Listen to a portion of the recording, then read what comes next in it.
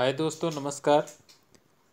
आज हम लेकर आए हैं निष्ठा ऑनलाइन ट्रेनिंग मॉड्यूल 2 पाठचर्या और समावेशी कक्षा।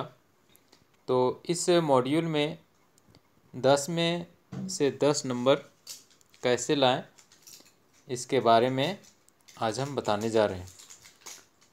तो जैसे कि आप लोग देख पा रहे हैं, ये लिखा हुआ है आपने कोर्स सफलतापूर्वक पूर्ण किया है। तो हमने इस कोर्स को पूरा कर लिया है और हम चलते हैं प्रश्नोत्तरी ओपन करते हैं और फिर इसको क्लिक करते हैं और उसके बाद ये वीडियो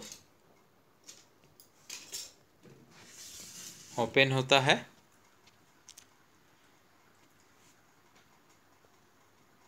और ये धीरे धीरे ओपन हो रहा है। अब ये खुल गया।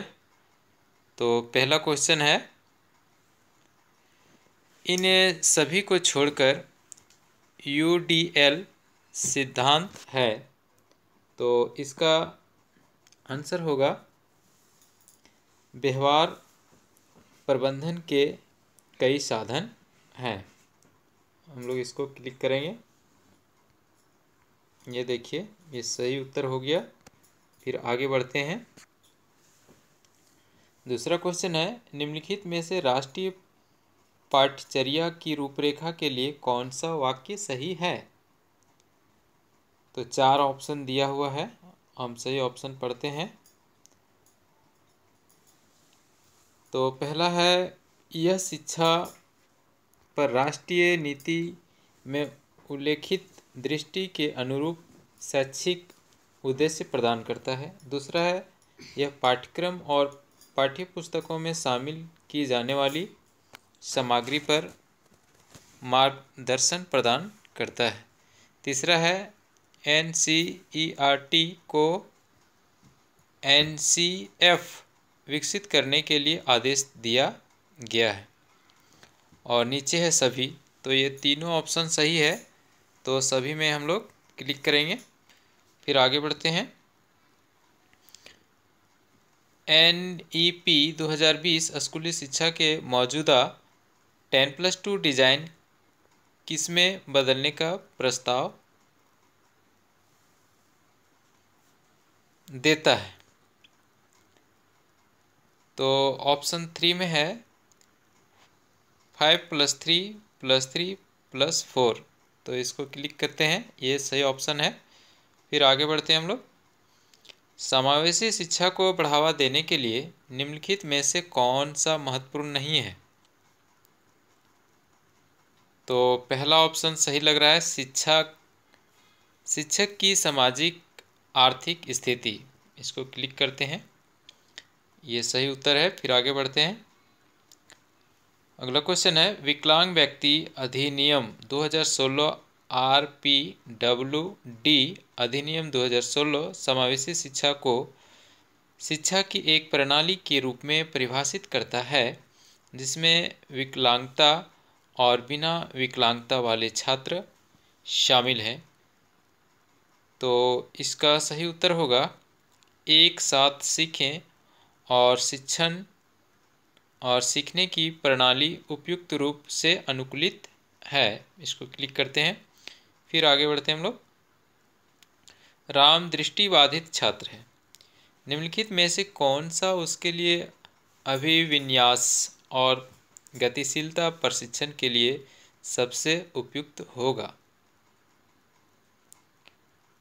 तो दृष्टिबाधित छात्र के लिए ये ऑप्शन 2 स्कूल भवन के स्पर्श नक्शे, इसका सही उत्तर होगा। फिर आगे बढ़ते हैं हम लोग।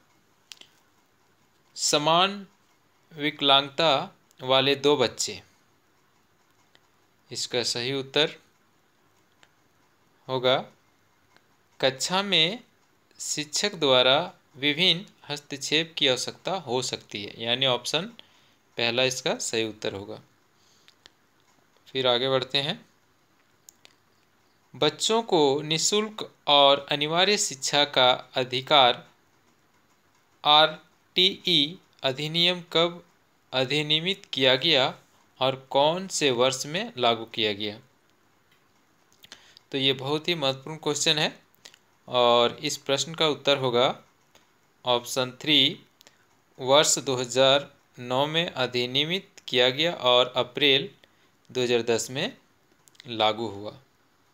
आगे है, निम्नलिखित में से कौन सा कथन पाठ्यक्रम के लिए मान्य नहीं है? तो इस प्रश्न का सही उत्तर होगा ऑप्शन 3, यह भारत में विभिन्न स्तरों पर शिक्षा के लिए दृष्टि प्रदान करता है। फिर आगे बढ़ते हैं, भारत में शिक्षा पर पहली और दूसरी राष्ट्रीय नीति को किन वर्षों में तैयार किया गया था? तो इसका सही उत्तर होगा ऑप्शन 4, 1968 और 1986। आगे देखते हैं, और ये 10 क्वेश्चंस में 10 आंसर्ड हो गया है। अब हम लोग सबमिट करते हैं और देखते हैं कितना सही हुआ। तो ये 10 में से 10 स्कोर है। तो इस तरह से हम लोग 10 में 10 अंक प्राप्त कर सकते हैं। धन्यवाद।